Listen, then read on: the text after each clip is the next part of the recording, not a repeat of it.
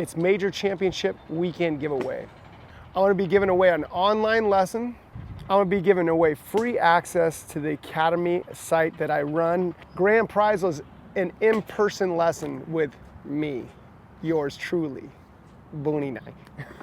I'm just kidding, you gotta do it over time. Click on my link at a chance to win, and you send me your email, and we can get down in the DM. One more time. Click on my link, send me an email for your chance to win. What's going on, you guys? Gabe right here, representing the movement towards improvement. MTI, no lie, do slide, die, bang, bang. See, you guys, I might have left YouTube for a little bit, or a long time, we'll see. But YouTube hasn't left me. I'm always repping MTI, movement towards improvement. Whether you're in golf or you're out of golf, it doesn't matter. I'm always striving to grow, learn, expand, and evolve, because that's what I want my life to be about. So anyways, you guys, I just made this video because I found some old golf videos on my computer of when I went to go get some lessons from a golf instructor in California by the name of George Jenkins, aka GG Swing Tips. If you follow him on Instagram, you guys, I think he's a great instructor, teaches a lot of similar things to Kelvin. So if you guys want, I'm gonna upload those videos for you guys, because I think you know, they can help you.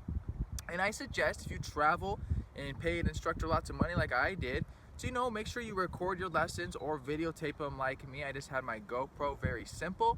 So I'm just gonna upload those to my YouTube channel, some more free content that I can hope helps you with your game. Because once again, MTI, you guys. And if you want, just check out the links down below in the description. Go follow him on Instagram. He just created a YouTube channel. He's got a membership site too. I just want you guys to continue to grow and have more fun playing the game of golf. So enjoy this. Some more free content. Keep up the good work. Left leg, you can write. So you get like Adam Shriver, you get like Kevin Schiller, who's out here, all good coaches who will get their leg to go in here like this so they can slam, and that creates more pressure, okay? Yeah. What they like. But to me, I see all their players have a little bit more of a stall out to the ball. So when I get somebody to throw a ball, their foot's out. So when they duck the left foot out, it's easy to clear here, and then there's no stall out through the hair. Okay. Now, is there more ground pressure their way than mine? Possibly, but is there as much face stall in mine? A lot less face orientation through the ball. Does it make sense? Yeah. So I would much rather see them lose 2 yards than I would their ball moving all over the place. Gotcha. Make sense? Yeah, George, could you do could you demonstrate the no right arm drill, kind of like how you were telling me too about the right arm being in line where I had Okay, yeah, for sure. So as I take it back, my right arm, my humerus bone here is at a right angle to my shoulders. If I get it too deep towards my navel, it becomes very hard for me to clear out my shoulders. So I see a lot of guys get stuck and then they do this. When I get this right arm with no throw, I just turn, and then I throw into a straight line. Just like a real throw, we're throwing, we don't have to throw a curveball. We're just throwing, and then this thing goes square, and that face would be back at a right angle, or just straight on with my sternum here, my spine, okay? So as I'm turning, boom, I go into straight line with that. Does it make sense? So if I was gonna do a no throw, compared to an active shot, boom, what you wanna watch out for is you wanna make sure that this face is ready to roll. It doesn't wanna be over here, because then you will throw that right arm. So you just wanna hit about 80 yards, take it on plane, and just do a little no throw, okay? That's all I'm trying to do.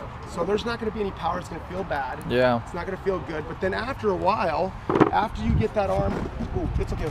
Oh shit, it's only a, you know, no big deal. 20,000, you know. So after I get this no throw, I tell them, listen, you got turned around with this no throw, so now that you learned this no throw, all of a sudden you hit it dead straight, almost like a Jim Furyk, but his arm's a little behind, or like almost a Hunter Mahan. And those guys don't hit it far because now they're not throwing the punch. Boom, they're not throwing the ball. Okay, they're just keeping this here, which keeps you real open. But then after you do that, then you get the arm throwing here, then you can actually extend it and throw it with that rotation, and you get a pure shot. Makes sense? George, do you have to work with the throw part with people like me who early release it? 100%. Yeah, you have to. And like I said, there's a lot of reasons why. Would I naturally do that after I hold it? Say that again? I feel like if I just worked on a no throw, I would still naturally be a good thrower afterwards. Well, you want, exactly. That's exactly correct. So I say a very good question. So I get a lot of guys who I say no throw and they still throw, but it's perfect. Yeah, exactly. So when I throw it, it's not perfect. There really is no throw. Okay. Oh, that's good. I like that. I have no throw, but yes, exactly. So when you do the no throw, immediately you're really throwing. Yeah. Okay, but you're throwing in the correct position. Gotcha. Does that make sense? So now if I demonstrated it, here's a no throw sound, and this is what we want. See that right there? Yeah. There's no sound in it. My body's got time to open. If I start doing this compared to this, now I'm going to throw, but I'm throwing way later. Yeah. Does it make sense? And now my body's open. Throw too early, you're screwed. Well, you can still get the speed, except for you're not going to get the face going the correct direction every time. Well, that's the thing too, is like some people have asked me since they started working with Kelvin, they're like, have you been hitting it any further? And I was like, well, to be honest, I wouldn't say I'm hitting it much let's just say not further at all.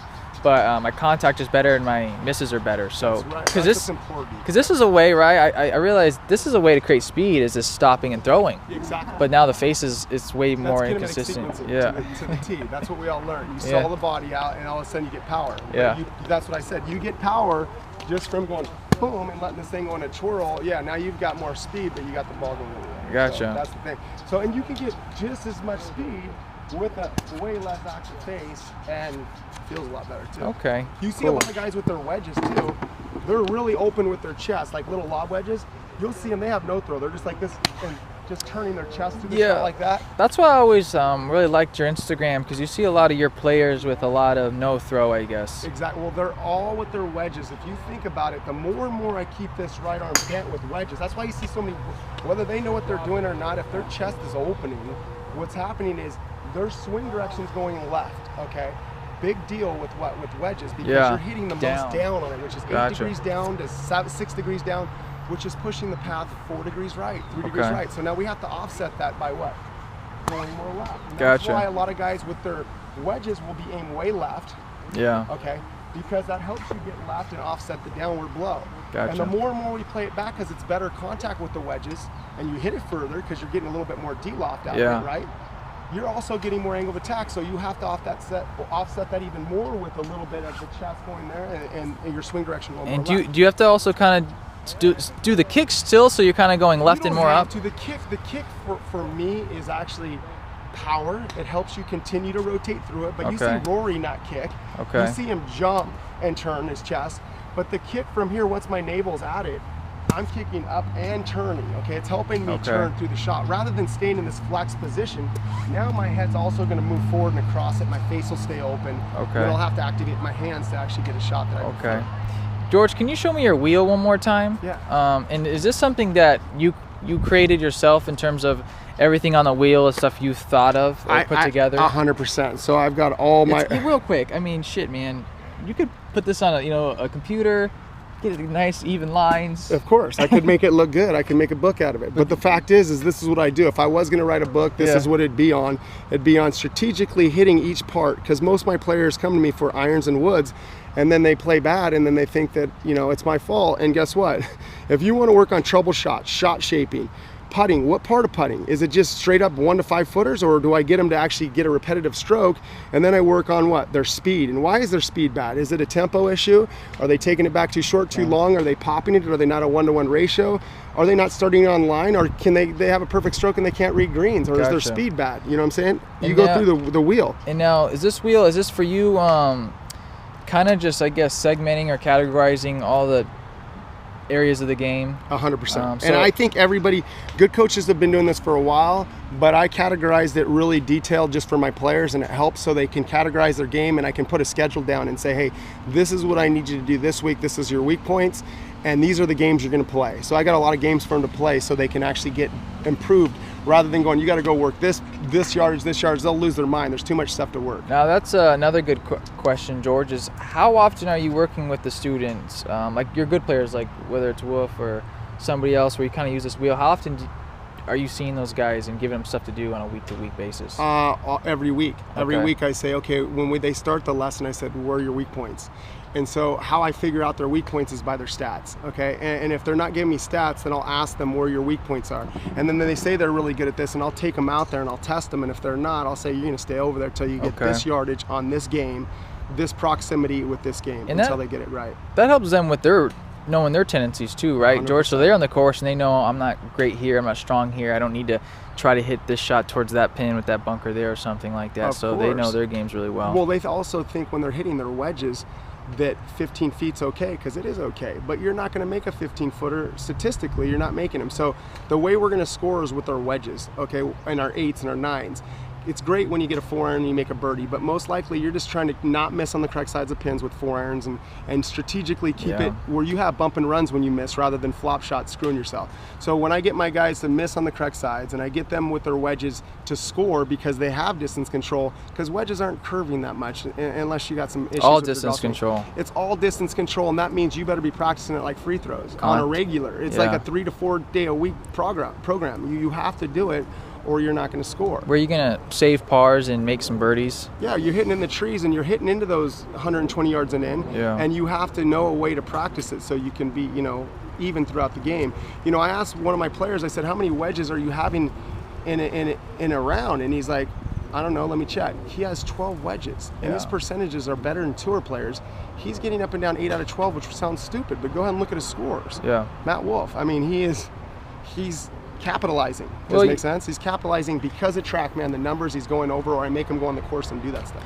Well, what the first things I got from you when I first came here was everything sounded you were giving me a lot of the functional application aspects, like scoring aspects. So instead of just being, a mechanical swing guy, like, oh, look at it, like you're saying, his swings are good, but what is he shooting? Exactly. I'd rather have someone who looks like shit and that's beating everybody, That's what I do. I had like about 2 months ago, someone said, hey, Wolf and Spencer have the 2 worst swings I've ever seen. Wolf has a swing that goes up here, Spencer has a finish like this, and I said, listen, those 2 guys have funny exteriors. Yeah. Their exteriors look funny here, like one's here, one's across the line. Through here, one has a funny finish, the other one has a funny finish over here. But their interiors, which I call from hip high, are exactly very passive. So one goes here, and then real passive here. The other one has no width. He gets it back on plane, he turns, and then has a funny finish. And they know where their ball's going. How can you beat that? And so you look at a guy like Tiger, for instance. He's got a perfect backswing. I love his finish. And his interiors are a little blocked out here, and he's struggling. And you get a lot of players with great exteriors. They look awesome. I kind of look awesome a little bit. You do look awesome. And you are awesome. But the interior, though. Interior's a little like tiny. See, that kind of pisses me off is over the years. Like, man, Gabe, your swing looks so good. And like, you guys, like, you don't understand how shitty I hit it. Like, you just don't get it. Okay, like, come play with me. You don't hit the ball that shitty. Because it looks like on top looks all right. It looks pure. And then the finish looks good. And the plane looks roughly. I saw you on the internet, and I was like, God, his swing looks pure from the face view. And I saw a lot of things you were doing. It was pure.